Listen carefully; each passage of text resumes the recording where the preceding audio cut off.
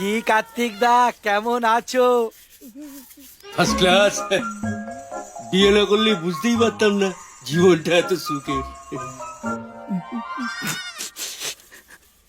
আমার কথা আর বলো না, কলাবতী তো ভাবতেই পারে না আমায় মাথায় রাখবে না সিংহাসনে বসাবে। সারা দিন বাড়ির সব কাজ করে তারপরেও আমাকে কুটোটা নাড়তে দেয় না, জানো? মানে আমাকে কি যত্ন আত্মি করে। এই তো এখন এক পাঁজা বাসন নিয়ে বসেছে, শুনতে পাচ্ছ না বাসন মাজার আওয়াজ? সুন্দরীর কথা আর বলিস না, অনেক ভাগ্য করে এখন বউ পাওয়া যায় রে, অনেক ভাগ্য করে পাওয়া। সারাদিন আমাকে তো কোনো কাজ করতেই দেয় না, উল্টে মাথায় করে রাখে। এখন যেমন আমি বসে আছি, ও আমার পা টিপে দিচ্ছে, বারণ করছি তবু শুনছে না। আরে প্রজাপতির কোনো খবর পেলি না কি রে? না তো, ও তো আমার এখানে আসেনি। কেন, তোমার ওখানে গিয়েছিল?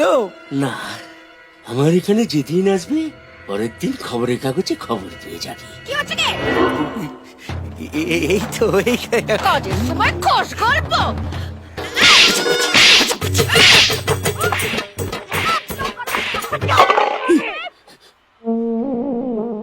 ওদিকেও ভায়োলেন্স।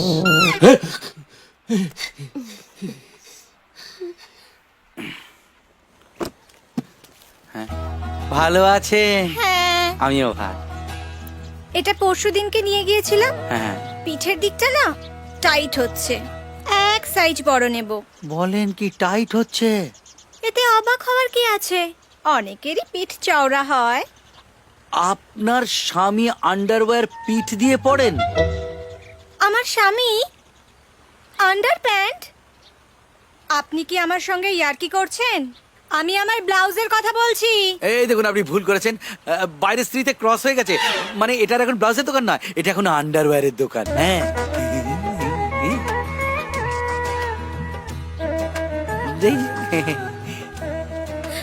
আমার ব্লাউজের কি হবে? কি হয়েছে মনোরমা? দেখো না, উনি আমার ব্লাউজ। কি? এই না দাদা, ব্লাউজ নিয়ে কিচ্ছু না দাদা। আমি এইটা তৈরি করে দিয়েছিলাম, টাইট হচ্ছে, ঠিক করে দেবো। বিকেলে রেডি করে রাখবেন। হ্যাঁ, হ্যাঁ। এসে নিয়ে যাবো। হ্যাঁ, দুপুর চলো। আসবে। হ্যাঁ, ঠিক আছে। ওরে বাবা,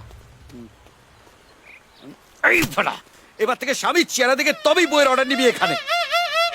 এবার ওটাকে কি করে বাড়ি পর্যন্ত নিয়ে যাবো?